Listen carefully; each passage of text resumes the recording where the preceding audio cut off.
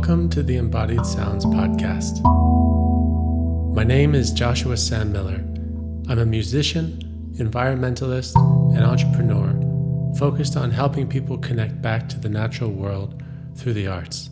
On this podcast, we'll be exploring specifically how sound can help you live a more healthy and balanced life. Please learn more at embodiedsounds.com.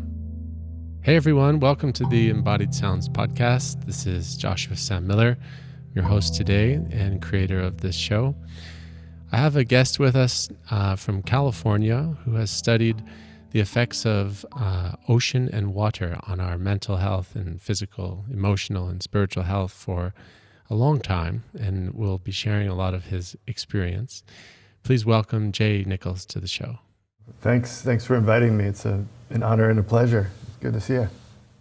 Yeah, and I've had the pleasure this week of reading some of your book, The Blue Mind, and have spent a lot of time by the sea myself, and I've really enjoyed some of your work and research that went into creating this movement, and would love for you to be able to kind of tell us in your own words what it's all about and what the Blue Mind state has to offer someone who might not know about it yet. There's a book called Blue Mind, as you mentioned, but the term refers broadly to the feeling that everybody's pretty familiar with. So when you're near the water, or you're in the water, or you're on the water, even under the water, it shifts your mind state into what we refer to as blue mind. And it's a mildly meditative, relaxed, calm, connected, cohesive, some people say, collaborative, creative, all these C words. Some people even say it gives them courage. But there's something that the water does for us. It shifts us into this different mind state. And I think the best way to understand blue mind is to refer to what we call red mind, which is another very useful mind state, but it's the more agitated, more anxious, the grinding and striving and thriving and pushing that defines modern human life for many people. And it can burn you out, and that leads you to what we call gray mind, which is sort of languishing, breakdown, burnout, just sort of checking out. And so red mind is very useful, in fact necessary for survival. Blue mind is incredibly helpful, but if you stay in red mind, you'll fall apart. So blue mind is good to understand, important to prioritize, and what's so exciting about speaking with you is you can access blue mind even when the water is not present. The sound of the water, the imagery, the virtual water, the imagined water are all sources of blue mind, as well as the actual water, whether it's in your home, whether it's a pool, a bathtub, a shower, whether it's falling from the sky, a waterfall, a creek, a river, a lake, of course the ocean, the snow, the ice, the fog, in all of those forms, a fountain. So blue mind, back to your question that I've just sort of gone on a tear with there, it's just a phrase, actually, that refers to something that's very familiar to a lot of people and helps us talk about that set of emotions that water and depictions of water bring out in us. Thank you for sharing that. It's a good point to mention the other states of mind, being red and gray, in the discussion of blue mind, so we have some frame of reference. And for those who don't know, who are listening, I am also the creator of a project called Sounds of the Ocean that Jay has been referring to, which has been on a world tour for the last couple of years. And one of our biggest goals with that is to bring the ocean to people here in modern society who perhaps might not have the ability to access the ocean directly themselves. And it has been a real honor and a privilege to get to tour this project around and witness people's reaction to only listening to what it sounds like underwater. And we'll put a few links to all of these projects in the show notes. And I'm so excited, Jay, for you to experience the show one day, so you can hear what we're listening to. Many of the recordings actually come from the slow coast in Monterey, so they're not too far from your home.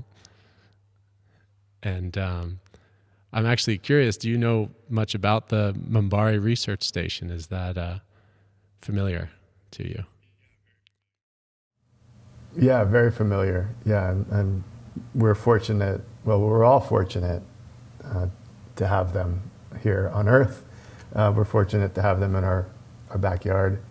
I think their research is obviously cutting edge and always fascinating, and it's fun to run into the researchers who work there, and in the grocery store, and kind of hear what's coming and get the inside scoop on their amazing work. But the Monterey Bay is one of the centers of the universe for ocean research, because it's such an amazing set of ocean ecosystems and has a rich history of ocean use, over-exploitation, conservation, recovery, and such a diversity of animals large and small, and plants, and lots of kelp. And for those who haven't been to the Monterey Bay, I encourage it. It's pretty spectacular. Some say it's the Serengeti of the ocean. You may go offshore in a boat and just have an incredible day of wildlife experiences that hard to find in other parts of the ocean. Yeah, I would totally agree with that. And on a recent tour through California, was actually lucky to go out on a whale watch in Monterey and spot 2 gray whales. And I'm really curious to hear from you what it feels like when you go out and connect with marine life, whether you're above or below water. Can you describe just that sensation when you are that close to a creature like that? Yeah, one of the things I've become more and more interested in my work in ocean conservation is really understanding and being able to better describe that feeling, and as a scientist, and then to be able to put our understanding of that feeling into practice in service of restoration and protection. Now, that maybe sounds really obvious, but the tradition has been to dial it out hard and to leave out the emotional component from our science. And so the more we understand that, when you listen to the sounds of nature, when you listen to the sounds of water, when you listen to the songs of whales, that feeling that you get, that I'm willing to say is universal. The chills that you get, the connection, that transcendent kind of space that you move into, blue mind, is our most powerful tool, you could call it, for fixing what's broken, I believe. So, whether it's the poetry or the music that people come back with, or the artworks, or the scientific publications, or the films, or the photography, the recordings, the goal is to transport people and transform lives, really, to help people maybe continue working hard in what they're doing on behalf of nature, or to make a turn and to appreciate and maybe add something to their lifestyle. So I became a marine biologist probably because of that feeling. I could probably hang the whole thing on that feeling, and I didn't really recognize that at a young age, but I stuttered. I was an introvert, called shy back then, but now we call people like me introverts. I preferred not to talk to people because I stuttered and I was a little shy, or maybe those were related. So being underwater was my happy place, because nobody asks you questions. Just yourself. And you don't have to speak, and you can't. And so I was most comfortable there, and that led me down this path to pursuing a career that kept me around the water, in the water. And then so it's that feeling of being in the water or by the water, my happy place, but not just happy, right? That's just one of the emotions, but my calm place and my connected place and my courageous place and my muse and my best friend would be the water and the animals. And so that feeling, there's a real familiarity, and there's also an element of danger to it. There's a skill set that you should acquire before you try to spend extensive time underwater. Highly recommend practice in a safe place. And it's that feeling that's driven not just my career, but my life, the way I've raised our children, where I live, where I spend time. And so the more we can understand such a powerful set of emotions that transforms and really guides our lives in so many ways, I think that's kind of the quest, is to make what you know from your experiences and what I know, make that common knowledge and common practice.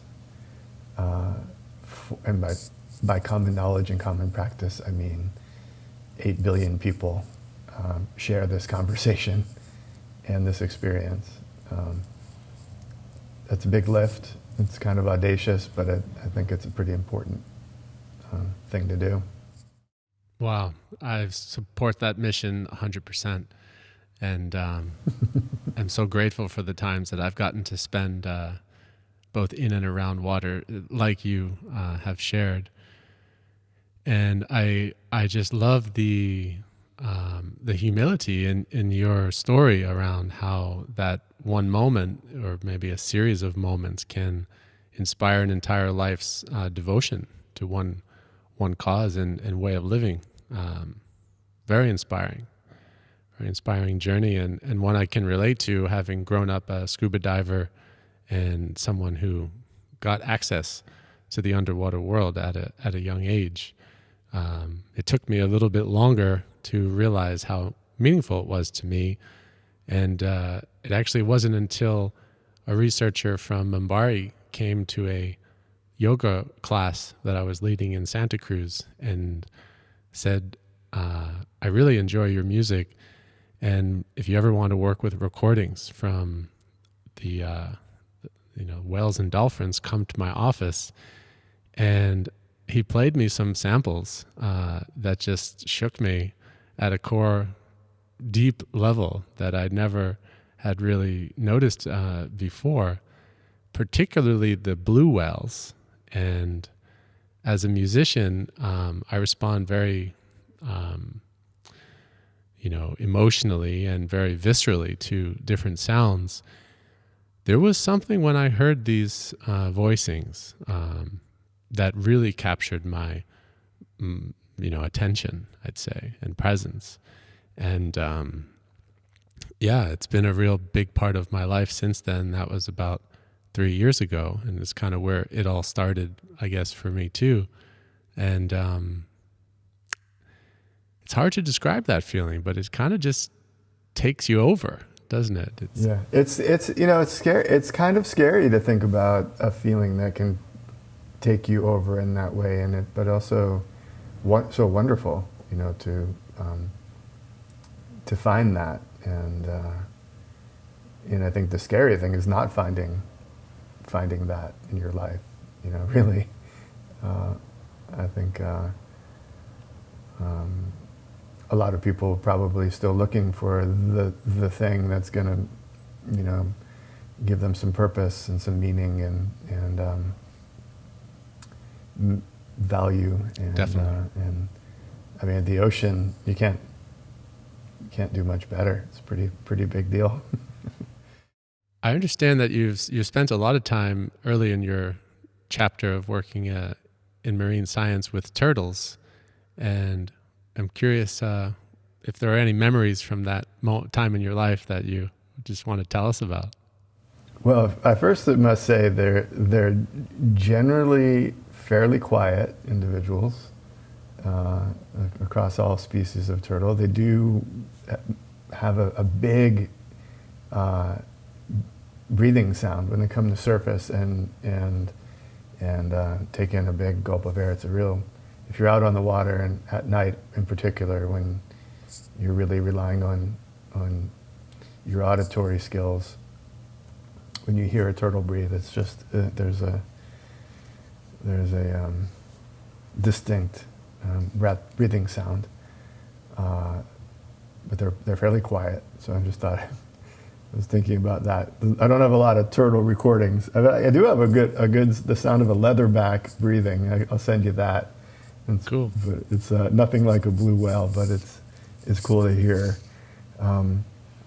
But I without getting like too pop psych on it, I had a connection with sea turtles as a kid.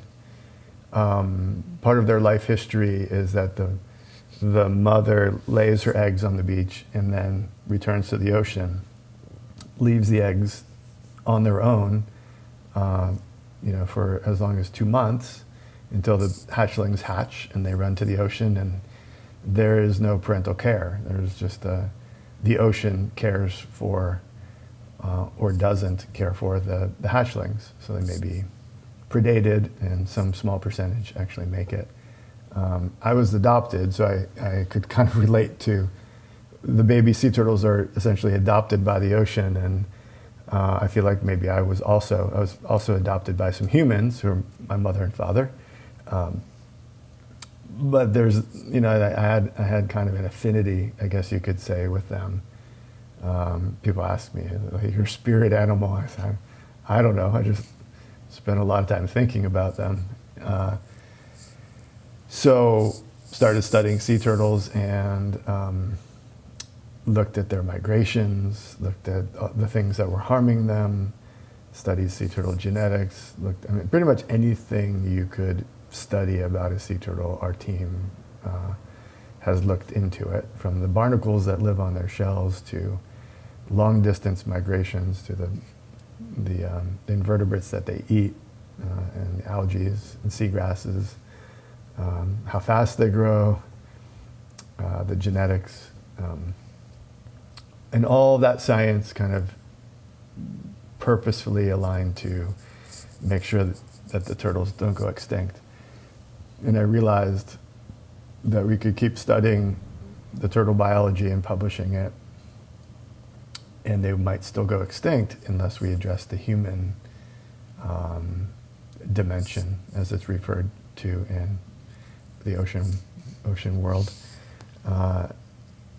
and that was a lot more challenging than you might expect. People who study the ocean don't really want to think about the people always. They're focused on the biology of the whales or the kelp or the turtles or the fish, but it's really this human nature interaction that either goes well for both of us or it goes well for one of us. And usually it's not the turtles when they interact with us. So I became more and more interested in that aspect. And I think that's probably what led me to the Blue Mind work, because I would always notice that, kind of like your experience with the whales, when people were out on a turtle beach or snorkeling with a turtle or helping a baby sea turtle get back to the ocean, they're different. There's a shift. There's the awe and the wonder. There's the act of service. There's a reverence to it. There's an openness to learn more about these ancient, animals we share the planet with. Some people are just surprised that such an amazing animal comes up on the beach near where they live and lays eggs, and they had no idea, like in the middle of the night. And that, I think, for all of us who are biologists, that's a big part of why we're doing what we do. We had an experience. We were introduced to that feeling via these animals, and then we signed up for life, maybe. I mean, I have a lot of friends who literally devoted the majority of their waking hours to sea turtles. That's a big deal. Like, to devote your life to anything, to devote your life to a species that is in need of some help is a pretty big deal. So, especially when there sometimes are not social benefits to doing so, and certainly there aren't financial benefits to like hooking your life to sea turtles. It's got to be something even more powerful than social financial benefits. So studying the biology, but then also really thinking about sea turtles from this other perspective, and then most recently thinking about the experience of being with the turtles as a form of therapy, and how might volunteering to help sea turtles help the turtles, but also help heal us, especially now. It's been a rough patch for humans. There's a lot of anxiety. There's a lot of red mind and gray mind. War, economic stressors, pandemic. You can go down the list. And so something like taking some time and helping sea turtles isn't just a vacation, and isn't just volunteerism. It's, I think, self-care. And when the sea turtle conservation community, or the ocean conservation community, begins to appreciate that and embrace it and describe our work that way, I think it will be good for the ocean, good for the turtles, but also good for humanity. And so that's kind of where my sea turtle work is evolving. Still do a lot of the old-fashioned stuff that I've always done, but this kind of new chapter is kind of bringing Blue Mind and sea turtles together. Yeah.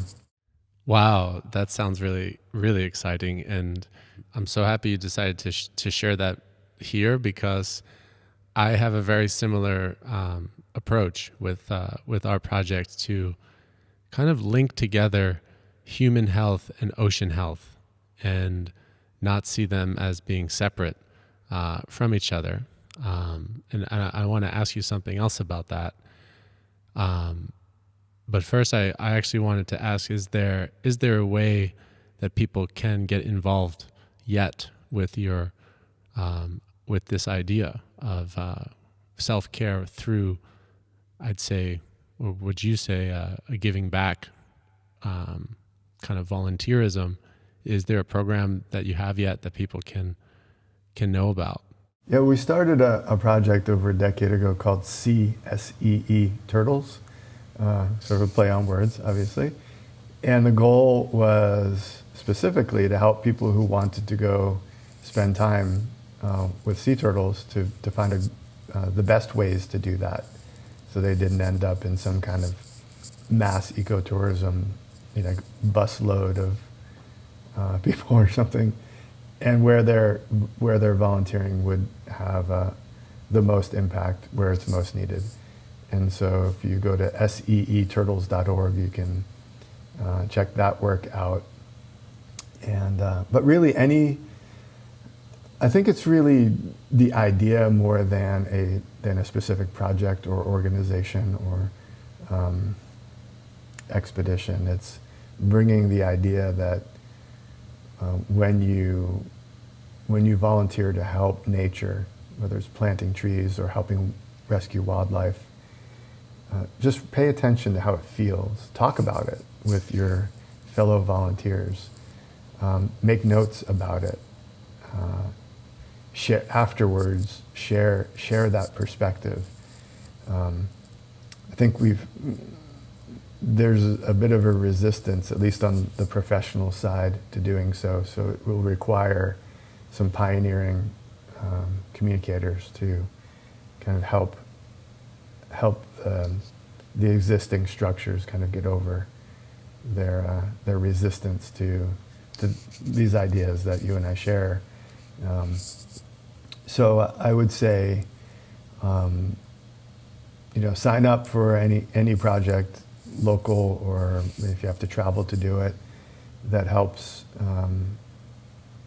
do conservation, and really pay attention to the benefits you receive, the emotional benefits. We can all probably use some emotional health medicine, and the best kind is this kind, I think, the kind that doesn't come in a pill. So I'd say that's probably the best thing you can do is figure out you may not be, head over heels about sea turtles.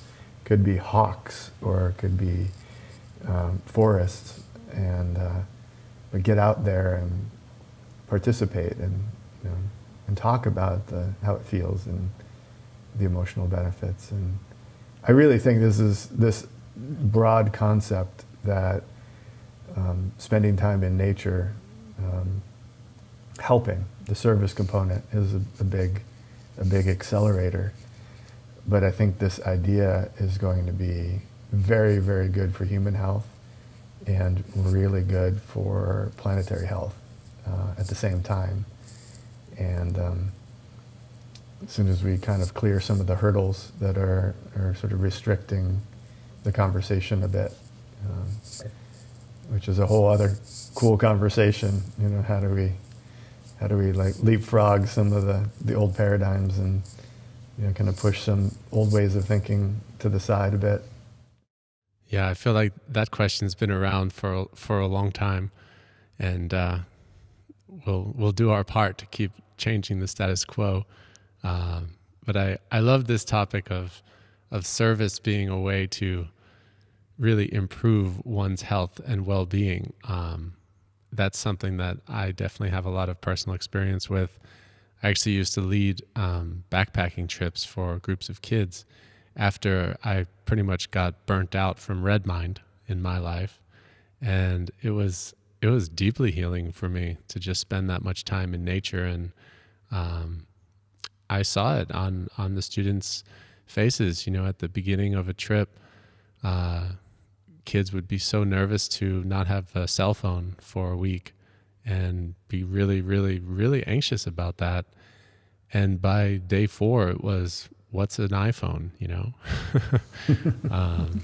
They don't care. And by the end, when they get it back, they look at it like, this is weird. What is this thing? It just doesn't take that long. Yeah, I really want to echo your call for people just spending more time in nature and around the natural world and connecting with it however possible. That's something that's now been kind of deeply ingrained in all of my work and the projects that have come through. And you've just given me a lot of inspiration to think of building more of a service component into what we're doing. So thank you for sharing that. Yeah, you're welcome. Well, I'll add that, I've worked with a bunch of different projects through the years that exist to help people with post-traumatic stress and anxiety, first responders, veterans, people who have experienced trauma, and so it might be surf therapy or scuba therapy. And the most effective programs, so it's really great to go surfing or diving when you're stressed, but the best, most effective programs are the ones that also have a service component, especially with these groups of people who are have a service perspective on their lives already. And if you say, hey, I've got some therapy for you, they're going, no, I don't need therapy. I don't want any attention on me. I'm here to serve. And it's the service that caused their trauma, but they're still, they just want to keep helping. So when you combine the service with the therapeutic benefits, it works. There's less resistance. So if you have a group of veterans, for example, who are struggling with post-traumatic stress, and then you add a group of kids who may have special needs to the surf therapy, and so the veterans are helping themselves, but also helping the kids. There's a guy named Chad Brown who runs a program called Soul River up in Oregon, and he's a veteran. He takes veterans fly fishing on the rivers, but the way they do it is they bring inner city kids along with them. So the story is that the veterans are helping the kids learn to fly fish and receiving Blue Mind therapy themselves in the process. So the service component, it's an exponential accelerator of the good stuff. If you remove it, the therapeutic aspects are still there, but when you add it in, it's a multiplier for sure. So I can't emphasize that enough. I've seen it over and over, both ways, where the service is missing and the programs are effective, but they could be much more effective. So yeah, I'm glad we touched on that. Yeah, me too. And at so far at our concerts, we've been doing calls for donations and ways for people to participate locally in beach cleanups, things like that, with a local sponsor or local NGO, and that has been really important to me too, as we've traveled and toured, to really keep it local and give people ways to get involved in their own community. And it's been a real inspiration to keep going with the project, to realize how many people are wanting that in the world. They want connection, they want to be of service, and just are looking for a little maybe push or invitation, not a push, but an invitation to just get involved. So I think this is a beautiful call for that.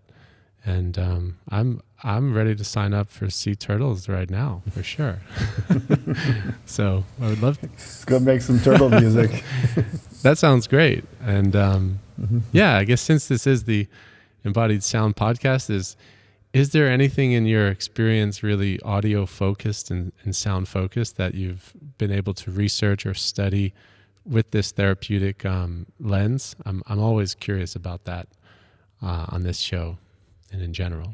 Yeah, in the process of researching Blue Mind, I would attend neuropsychology conferences, and there's one that happens every year at Stanford, the neuroscience and music.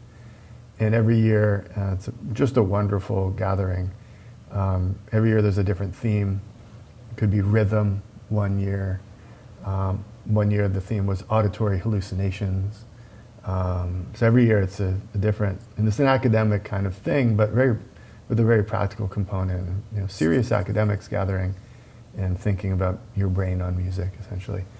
And I always bring the same question. I'm like the guy in the front row who's a little bit of an outsider. I'm like, what about the sound of water? And just to kind of hear.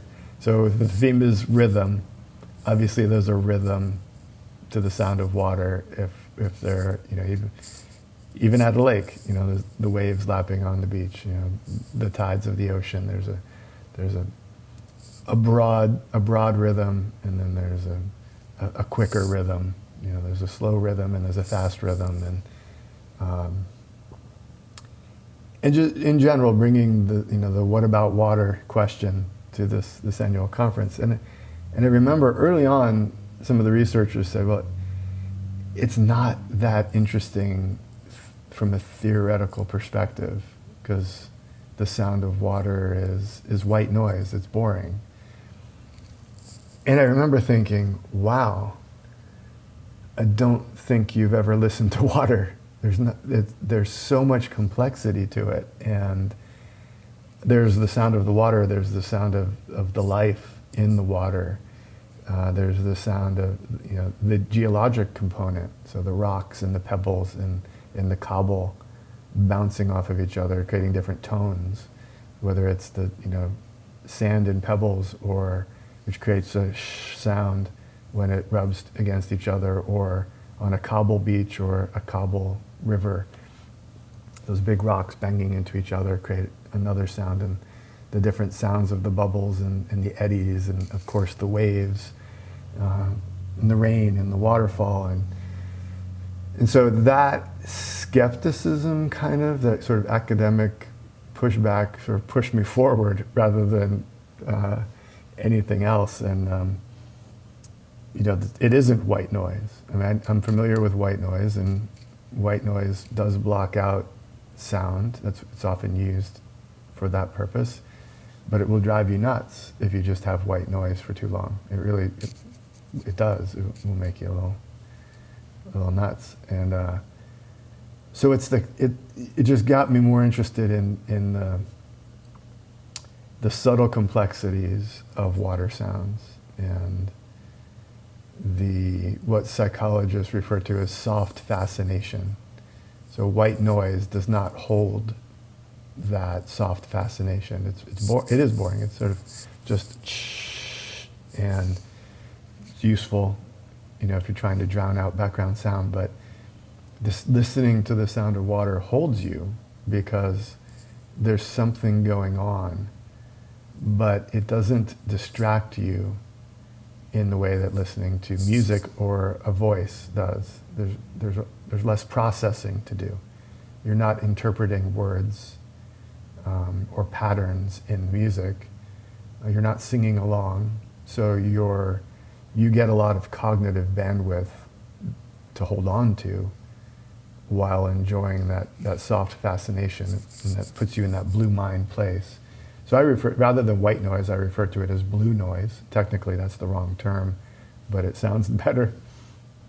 And it's unique, right? It's that semi-structured, always changing, sometimes rhythmic song of the water and the elements that are in the water. And I think it's not a new idea that we like it. People will sit, and it's the number one sleep aid is the sound of water, like probably more than any over-the-counter or prescription medications. Listening to the sound of water is how so many people relax to the point where they can sleep. Even people with sleep problems. But I'd love to hear your thoughts on that, that just from somebody who listens deeply and portrays, you make Blue Mind portable through your artwork. So you take the awe and wonder that you feel, whether it's towards a whale or towards an ocean or with waves, and then make that awe and wonder portable. It's hard to take everybody out to see a blue whale and listen to them. So we have art, so paintings, photography, film, audio recordings, music, poetry, which allows a portability to occur. And then you get to see people interact with your art. And that's part of the service, I think. But anyway, I'd love to hear your thoughts on the complexities of water sound and, that perspective, blue noise, I guess. Yeah, well, thank you for seeing the value in how the arts can help transmit some of this to people in a different way. It's always nice when people can kind of understand the power of that, and it's sometimes hard to describe. So thank you for noticing that ability. And, as I'd say my relationship with the sea has progressed, I've definitely connected with the sounds of water and of the ocean and of ocean life in deeper ways.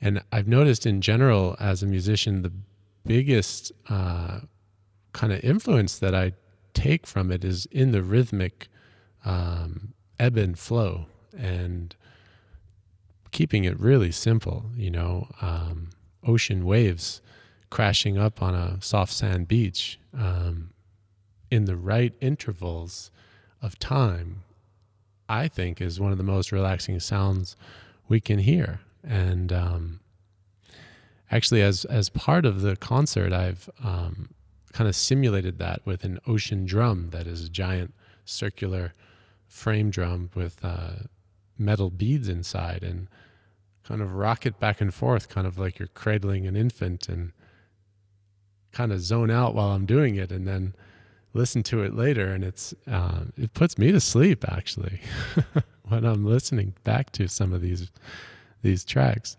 And many people do fall asleep at our concerts, and I think that's totally fine. I've been studying sound as a therapeutic modality, and learning a lot from lineages like Nada Yoga was a big one, Buddhism, and many Eastern religions and philosophical traditions that have a relationship with sound that dates back thousands of years that we don't really connect with that much. And I find the ocean to be one of the best teachers.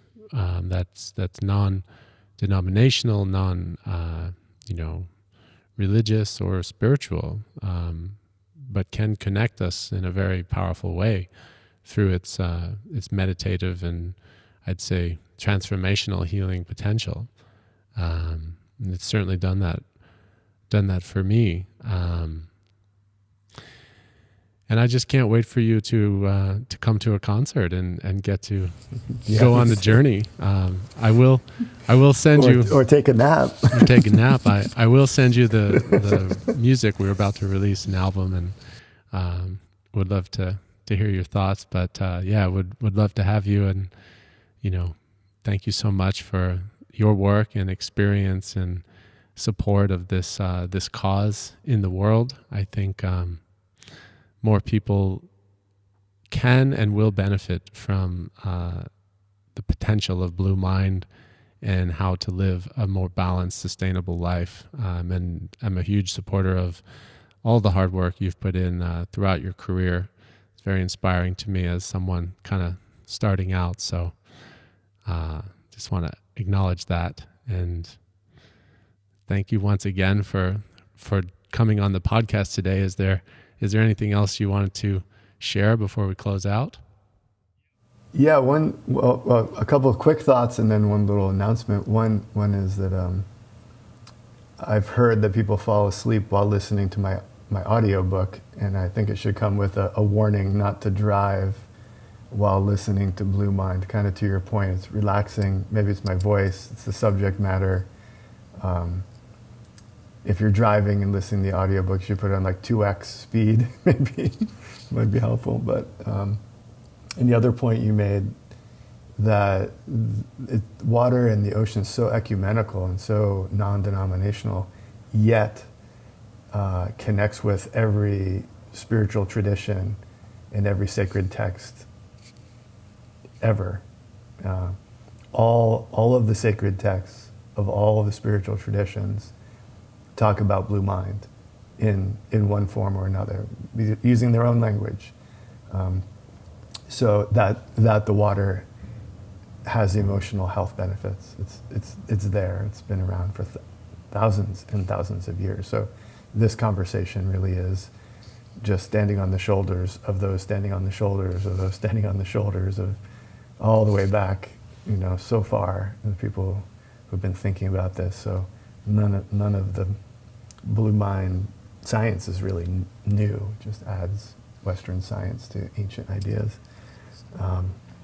Try to recognize that and thank our ancestors for trying so hard to deliver these ideas, and apologize for our maybe last 100 years of forgetting the wisdom, but I think it's coming back. So in that spirit, a little announcement on July 23rd, starting this year and happening every year after, we're just celebrating World Blue Mind Day. And the ask is, take somebody that you know who needs it, take them to the water on World Blue Mind Day, whatever that means. You know the person I'm talking about. You know where they live, you know their name, you have their number. You know that they're living in too much red mind, maybe some gray mind, and that they need to join you, that it will help them, it may save them. So on World Blue Mind Day, we're asking everyone that hears about it to just simply take them by the hand and lead them to your water. It might be your music, your water music. It might be your pond. It might be a friend. It might be a stranger. It might be a loved one. Maybe someone, at the end of their life, perhaps, that needs to get back to their water. But very personal, very open-ended invitation that together on that day we'll just swim, surf, splash, skim, dive, slide together in the water, and then share our stories if you want. And so that's July 23rd. So just throwing that out there as an invitation. Wonderful. July 23rd, World Blue Mind Day, 2022. I'm already thinking about what to do. That's a wonderful invitation. Thank you again so much for joining us today, and for everyone listening. This has been a beautiful conversation with Jay Nichols from the Blue Mind Research, and we will be putting all of the links to his work in the show notes. Thank you so much for joining us, and please continue to listen to other episodes on this podcast to find out more about how sound can play a helpful role in your life and connect with elements of nature. So thank you again.